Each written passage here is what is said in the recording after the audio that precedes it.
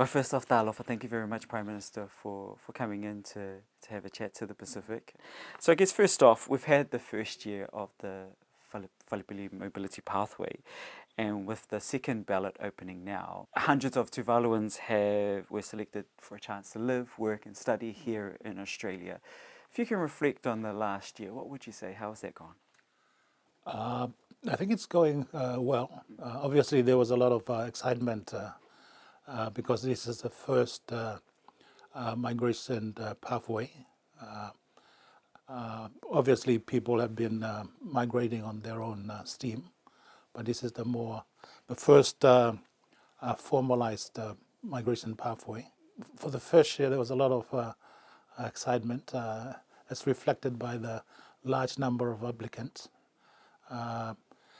And as you know, the migration pathway is not only limited to people residing in Tuvalu, so there's a large number of applicants that were sourced from outside Tuvalu.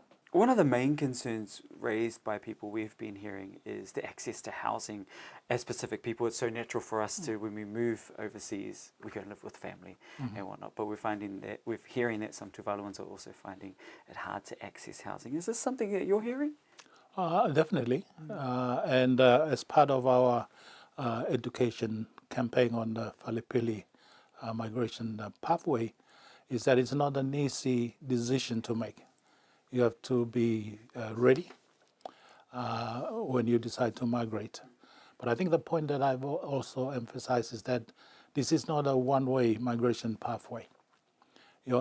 Once you're given the Falepili visa, which is a permanent resident visa to Australia, it does not mean that you have to move straight away.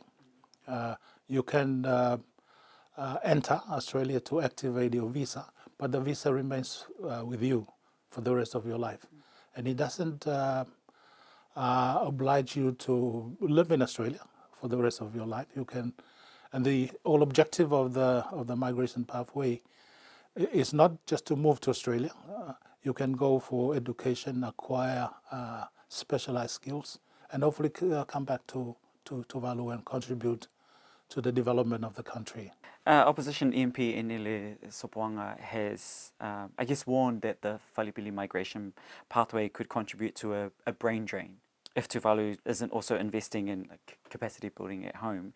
So how do you respond to that concern, and what is the government doing to make sure that the impact isn't so, I guess, brutal when it comes to a brain drain in Tuvalu? The brain drain is not a new matter. I mean, people have been migrating through the various labor mobility scheme, the PALM, the RSE in New Zealand. So we've already experienced migration, and the Falepili.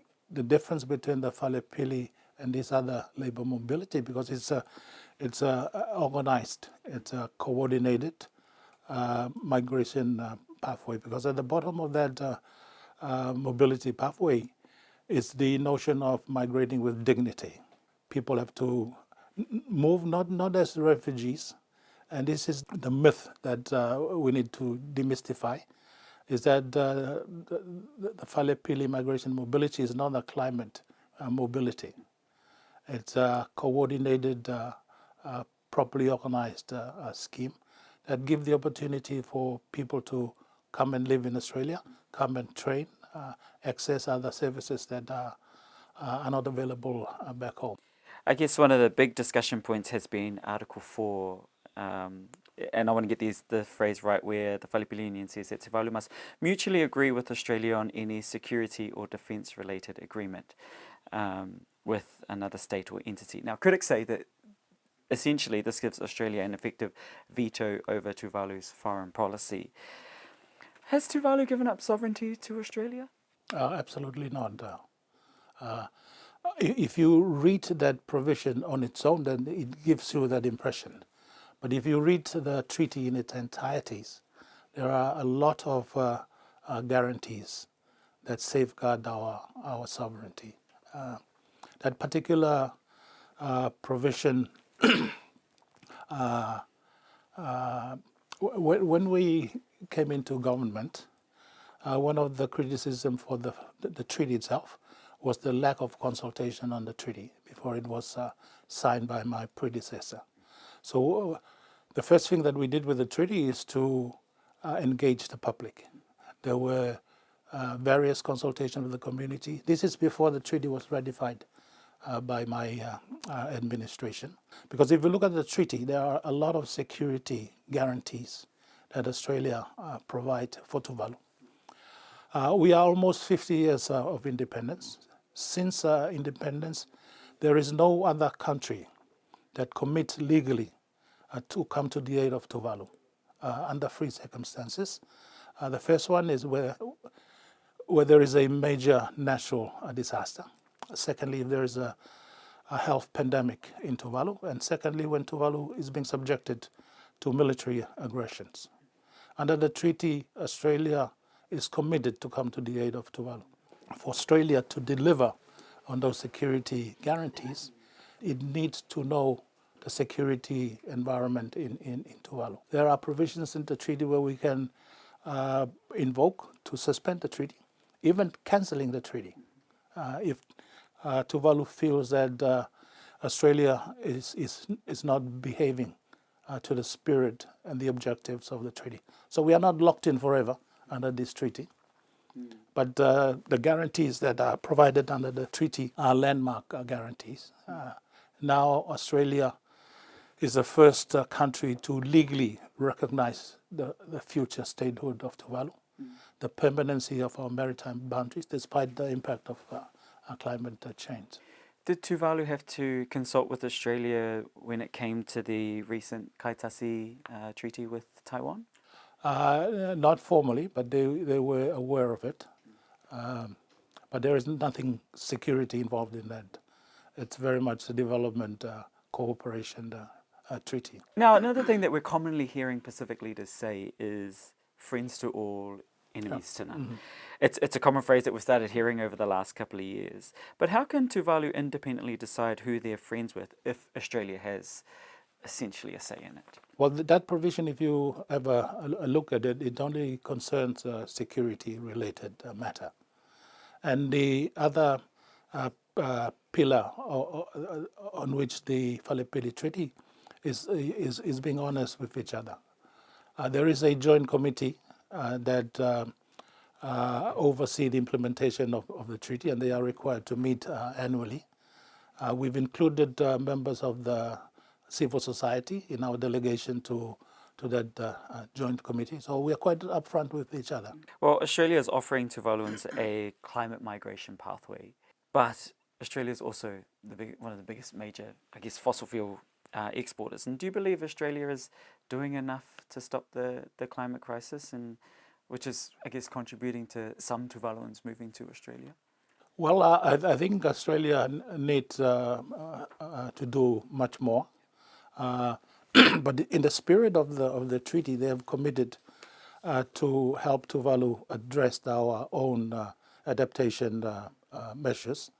So, to be true to the spirit of the treaty, Australia has moral obligations, and they've given us explicit undertaking that they will be part of efforts to transitions to renewable energy. Yeah.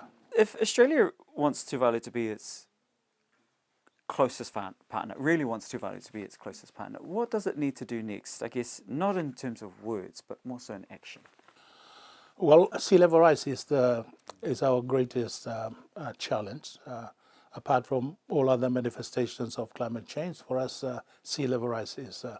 So we have embarked on a coastal adaptation program. It's called the Tuvalu Coastal Adaptation Program, TCAP.